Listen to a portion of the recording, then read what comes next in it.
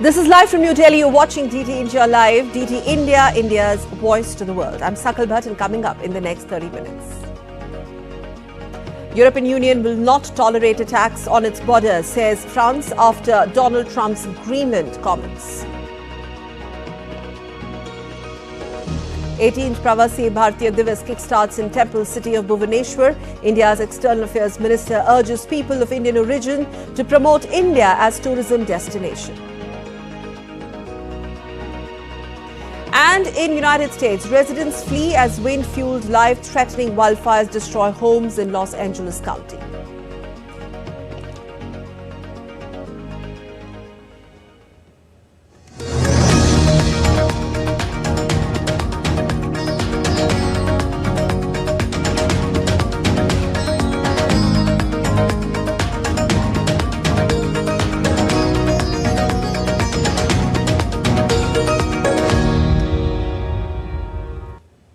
US President-elect Donald Trump has declined on Monday to rule out military or economic action as part of his avowed desire to have the US take control of Greenland as well as the Panama Canal, calling both critical to American national security. Greenland, which has a population of just around 57,000, is the world's largest island and is a strategically important part of the Arctic region. It has wide-ranging autonomy, but its economy is largely dependent on subsidies from Copenhagen, and it remains part of the Kingdom of Denmark. Greenland is also home to a large American space facility and has some of the largest deposits of rare earth minerals, which are crucial in the manufacture of batteries and high-tech devices.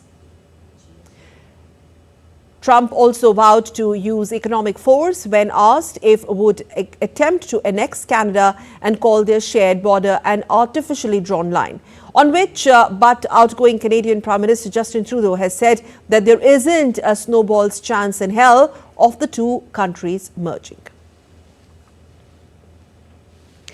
France on Wednesday warned Donald Trump against threatening the sovereign borders of the European Union. France's Foreign Minister Jean-Noël Barrot said on Wednesday that he did not believe the US would invade the vast Arctic island that has been part of the Denmark for over 600 years. You are asking me if I think the United States will invade Greenland? The answer is no. Have we entered an era that sees the return of the survivals of the fittest? The answer is yes. And so, should we let ourselves be intimidated? Should we let worry take over? Of course not. L'inquiétude, évidemment. Meanwhile, to talk on the development and to chalk out the possible strategy, Greenland Prime Minister Mute Edge will meet Denmark's King Frederik in Copenhagen on Wednesday. Greenland's leader has stated that the island is not for sale, which is his New Year's speech. He stepped up a push for independence from Denmark. Denmark also said the territory is not for sale and that its fate can be decided only by Greenlanders. In 2019, Trump cancelled a planned visit to Denmark after Prime Minister Mette Frederiksen rebuffed his idea of the US purchasing Greenland. Greenland has been part of Denmark for almost 600 years and now controls most of its own domestic affairs as a semi-sovereign territory under the Danish realm. Shifting focus to South Korea, where the suspended President Yoon Suk-yeol faces a new and potentially more robust attempt to arrest him on insurrection charges after a top investigator vowed to do whatever it takes to break a security blockade and take in the impeached leader. Protesters, both supporting and opposing to the embattled Yoon, continued to brave freezing temperatures to stage rallies on the streets around the presidential compound on Wednesday after a court reissued a warrant to arrest Yoon on Tuesday. Yoon is under criminal investigation for insurrection over his 3rd December martial law bid that stunned South Korea and led to the first arrest warrant to be issued for a sitting president. He is also involved in separate constitutional court trial over his December 14 impeachment for violating his constitutional duties with the late-night martial law declaration. Venezuela's President Nicolas Maduro has declared a mass deployment of military and police forces across the country.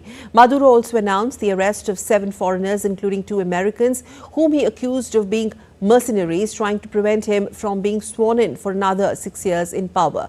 Maduro said the detained US citizens were very high level but did not provide further details or evidence of the arrests. The announcement of Americans being detained came just hours after President Joe Biden welcomed exiled Venezuelan opposition candidate Edmundo González Urrutia in the United States. Neither the US Department of State or Colombia's foreign ministry have responded to this. Maduro is set to take office for a third term on Friday following just July's contested elections. Venezuelan rights group have warned of a revolving door of prisoners, with fresh detentions coming in even as older prisoners are released, including arrests of foreign nationals. Moving on, Elon Musk meddling in European affairs in countries like UK and Germany has sparked a debate about political interference, freedom of expression and the influence of tech giants. In Germany, Musk supported the far-right party and is expected to meet his leader this week for an online talk on platform X. His comments supporting the far-right have been met with a lot of criticism and concern by most political parties. This comes as Germany prepares for its federal election next month. Meanwhile, French President Emmanuel Macron targeted Elon Musk for his involvement in European politics, accusing Musk of intervening directly in elections across the continent. Macron highlighted concerns over Musk's support for Germany's far-right AfD party, and referring to Musk's foreign ministers, Barrett said, the French foreign minister, he said the European Commission must use its existing legislation in a much tougher manner. When Elon Musk speaks in public debate in some European electoral debates, it's to make buzz or publicity, which is extremely regrettable, or he's doing so with the supposition of new alliances with the far right, like the AfD in Germany, in which case the American Republican Party should own up to linking its destiny with that of such a party which represents everything the Republican Party has always fought against. DW correspondent Thomas Sparrow joins us from Berlin. Thomas, hi. Now, first, why do you think Musk is so interested in European politics affairs and especially in supporting the far right? It's important to stress that Elon Musk is not only talking about European politics from his perspective as a businessman, as the world's richest man, but also as someone who will be involved in Donald Trump's administration. So you have those two elements, the business element and the political element. And if you understand those two elements, then you could clearly see why he is criticizing countries like Germany or the UK, in particular the governments of these countries. If we talk specifically about Germany, Elon Musk stressed in a column that he wrote for a leading German newspaper that his business interests in the country, which are big, Elon Musk has through his Tesla factory not far away from Berlin, that his business interests actually give him the right to talk about the political situation in the country. And from a political perspective, he's criticizing a government that is centre-left, similar to what is actually happening in the UK. There he is also criticizing a government that is centre-left. And in both cases, he is actually highlighting and supporting far-right parties. Here in Germany, specifically, his support of the far-right party, AfD, has been met with criticism by the government, by other political parties. Obviously, the far-right party has welcomed Elon Musk's support. And as you mentioned in your introduction, Elon Musk is going to be meeting the co-leader of the AfD, Alice Weidel, on Thursday on Platform X. All right. Having said that, what have been the reactions coming in so far? The German government, on the one hand, said it's important to defend freedom of expression, and that obviously includes comments that are critical. Yet at the same time, government officials, and that includes Chancellor Olaf Scholz, have been critical of Elon Musk's comments, in some cases even describing it as potential meddling in the politics of other countries. And it's not only Chancellor Scholz, it's also other leaders from Europe. You mentioned Emmanuel Macron in France. That's also another example of a politician stressing how problematic Elon Musk's comments are. In the UK, you also saw Keir Starmer, the Prime Minister, actually stopping and criticizing Elon Musk. He had previously actually preferred to have a rather low-key approach to that, but now he has come out criticizing the businessman. So you're seeing more and more European leaders criticize Elon Musk's comments, but it's not all of them. There are also leaders from Italy or Hungary, for example, that are described as being nationalists, that are described as being right-wing, that are seen as being friendly towards Elon Musk and his comments on European affairs. Okay, so beyond the actual point of discussion, what do you think could be the concrete impact of Musk's comments that he's been speaking about Europe? If you ask the German government, they would say that probably that influence will be rather limited because it's ultimately up to German voters to decide when the election happens next month, what will be the next parliament and basically also what the new government would look like after that when coalitions are formed. So that perspective is basically one side of the coin. The other side of the coin is those who are concerned about Elon Musk's comments because they see them as amplifying messages from the far right, as amplifying far right narratives, and by doing so, by also taking the focus away from other topics that are very important in the political discussion, be it migration, the economic situation, social affairs, etc. So depending on who you ask, you will have different answers on what the potential impact would be of Elon Musk's meddling in European affairs, not only here in Germany, but also in other countries in the continent. All right, point taken. Thank you very much for joining us live from Berlin. Thank you. Shifting focus to some more news, the parts of United States are dealing with disasters of extreme kinds. In West Los Angeles City of California declared a state of emergency on Wednesday as ferocious wildfire exploded from 10 acres to more than 2,900 acres in just hours. The wildfire in suburb impacted around 13,000 buildings and sparked panicked evacuations of over 30,000 people. The fire has intensified, doubling in size within 24 hours, aided by high winds that weather officials have called life-threatening and destructive, with isolated wind gusts potentially reaching up to 100 miles per hour in some areas. These winds are forecast to remain high, perhaps reaching 129 to 160 km per hour over the higher ground and fanning the flames down towards the more populated areas around LA. Although wildfires are a common phenomenon in California, but this fire is unsettling because it's affecting more populated areas. In a bit of a relief, weathermen say that cooler temperatures and more humid air are expected in the region, potentially aiding efforts to slow the fire's advance. While the central and eastern parts are witnessing the first major winter storm of the new year, a major storm system that blanketed a large swath of the mid-Atlantic states in snow and ice, disrupting travel, closing down federal offices and public schools in Washington, D.C. About 5 inches had fallen in the nation's capital by Monday, according to the U.S. National Weather Service, with up to 8 inches in some surrounding areas of Maryland and Virginia. The snow was forecast to continue throughout the day before the system pushed out to sea. The UK has expanded its visa waiver entry system effective from Wednesday to include visitors from dozens of additional countries such as United States, Canada and Australia. The United Kingdom's electronic travel authorization ETA system, comparable to the US ESTA system, will now require travelers from visa-exempted countries to secure prior authorization before entering the UK. ETA will further be extended to European visitors from 2nd of April 2025. Syria's Damascus International Airport resumed international operations on Tuesday, marking a significant step towards normalizing relations with Gulf nations. Flights to the UAE and Qatar commenced, with the first flight to Sharjah departing in the morning and Qatari aircraft arriving in afternoon. The development follows the collapse of the Assad regime in Syria and signals a potential bolster in relations with neighboring Gulf countries. Facing rising costs and delays, NASA is considering enlisting the help of private space companies like SpaceX and Blue Origin to retrieve Mars rock samples collected by the Perseverance rover.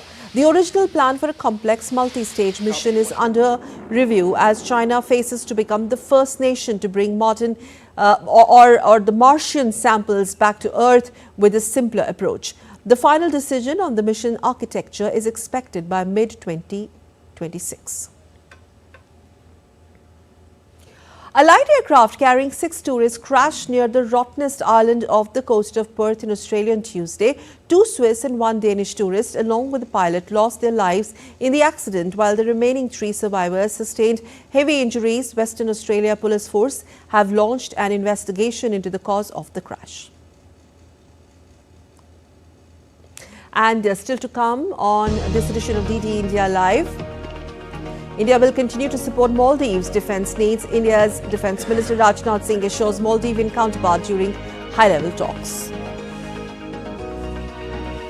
And one body has been recovered from the ill-fated mine in which 15 miners are fear trapped after it was flooded on 6th of January in India's Assam.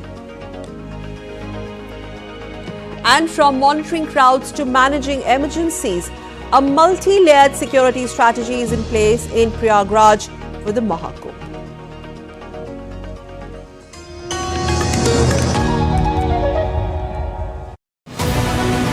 This week on Defence Dynamics, discover India's strategy to counter Turkey's Bayraktar drones used by both Pakistan and Bangladesh. Decode the Indian Navy's new ships set for commissioning on this January the 15th. Uncover why the US stealth destroyer Zumwalt is going to be the deadliest warship of the future. And in the Neighborhood Watch, we will analyze for you the geopolitics behind Pakistan's intelligence chief's visit to Tajikistan. All this and much more on Defence Dynamics this Wednesday at 8 PM IST only on DD India.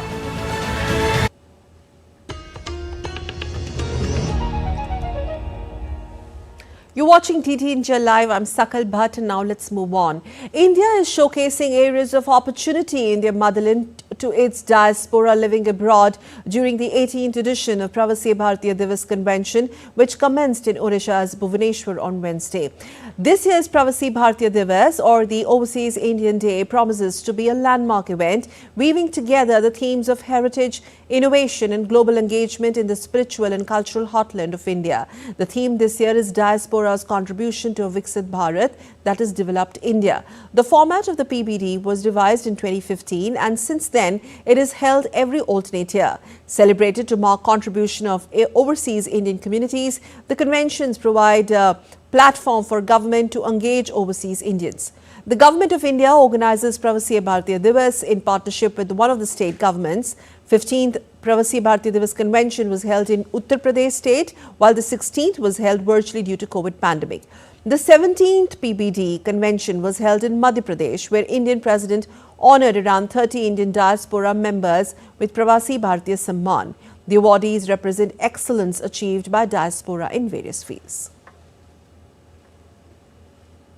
Ahead of which the India's External Affairs Minister Dr. S. Jaishankar, along with other ministers and dignitaries, attended the youth convention in Bhubaneswar. The customary conclave of the younger generation as part of the Pravasi Bharatiya Divas celebrations is testimony to their vital role and significant contribution in building of a Viksit Bharat, or developed India, and India's global image. Speaking at the inauguration of which, Minister Jaishankar emphasized on the role of youth being paramount in the development of the country. Time when so many key developments in the world are being shaped by this younger generation, whether we talk of AI or EV, innovation or startups, space or drones, sports, chess, cricket, there is all the more reason to do so.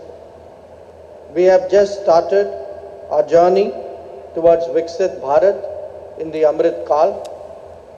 This is an endeavor that is very much about the future generation. Further, the External Affairs Minister also underscored the influence of India's youth in global advancements, echoing the impact of Prime Minister Modi's leadership. By a famous Indian badminton player, PV Sindhu, on why Prime Minister Modi is a youth icon. She summed it up as his attitude, which moved the nation from chalta hai to badal sakta hai to hoga kaise nahi. Indeed, it is this very spirit which has driven our achievements in recent years.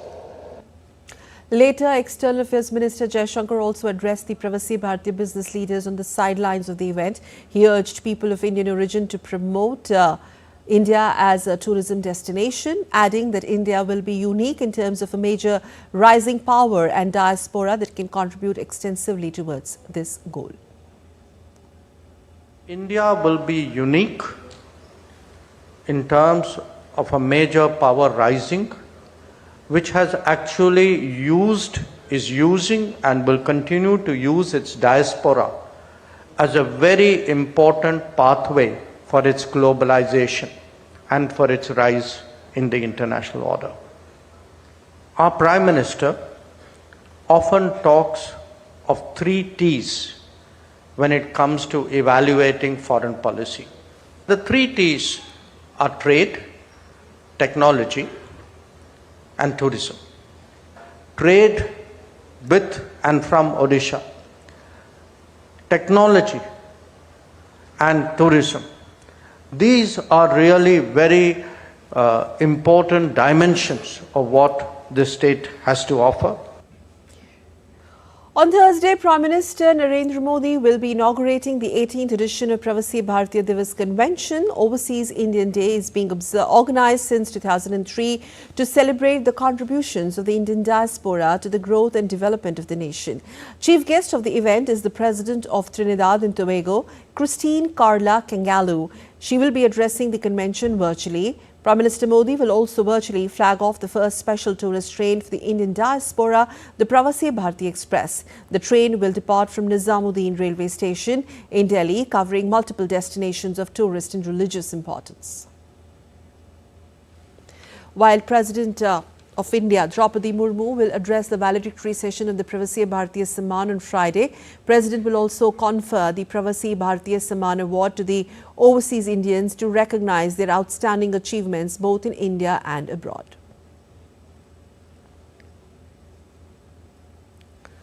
On the occasion of Pravasi Bharatiya Divas 2025, renowned sand artist Sudarshan Patnaik showcased his sand art at Janata Maidan in Bhubaneswar. He said this is a tribute to all delegates and esteemed guests, including Prime Minister of India, Narendra Modi. On to New Delhi, some news. India's Defence Minister Rajnath Singh and his Maldivian counterpart Mohammad Ghassan Mahmood held delegation-level talks in New Delhi on Wednesday. During the talks, the two leaders reviewed the various facets of bilateral cooperation and defence cooperation, including training, regular exercises, defence projects, workshops and seminars to enhance the capability of the Maldives and National Defence Forces, as well as supply of defence equipment and stores. Top military brass from both sides participated in the meeting. In his opening remarks, the Defence Minister of India declared all military cooperation to Maldives and spoke about the strong historic bonds the two nations cherish. Offering avenues of capacity building to Maldives in all the fields of defence cooperation, including training, regular exercises, workshops and seminars to enhance capability of the Maldives National Defence Forces, as well as supply of the defence equipment and stores.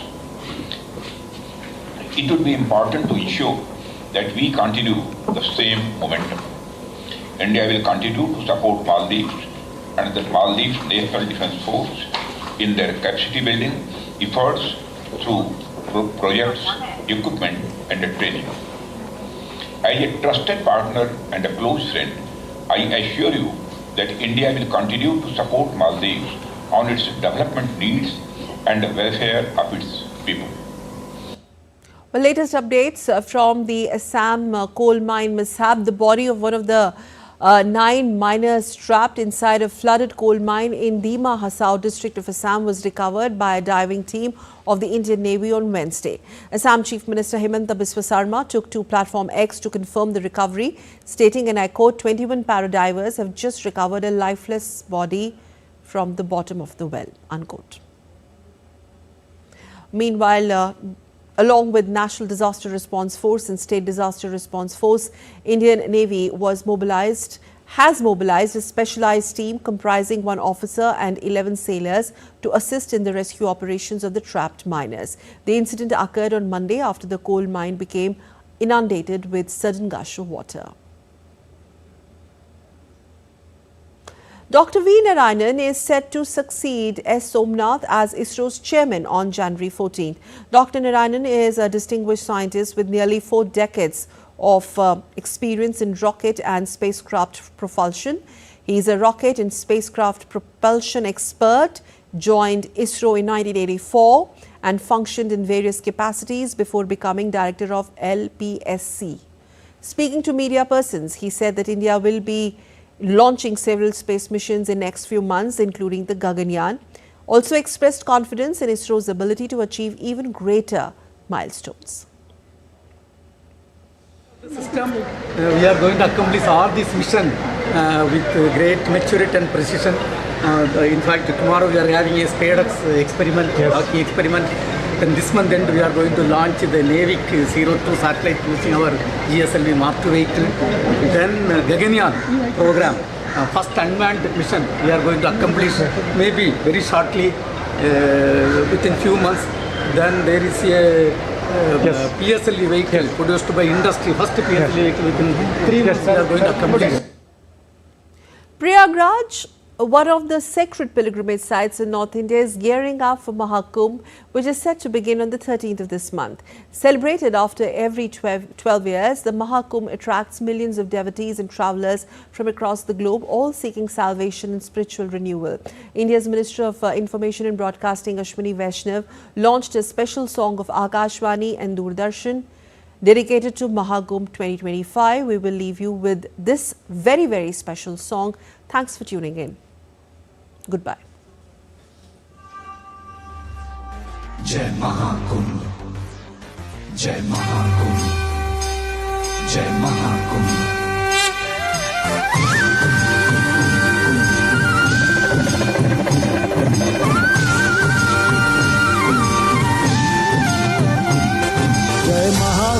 जय महाकुंभ पग पग जयकारा महाकुंभ तन कुंभ कुंभ मन कुंभ कुंभ जीवन सारा अब कुंभ कुंभ जय महाकुंभ पग पग जयकारा महाकुंभ तन कुंभ कुंभ मन कुंभ कुंभ जीवन सारा अब कुंभ कुंभ इस सत्य सनातन धारा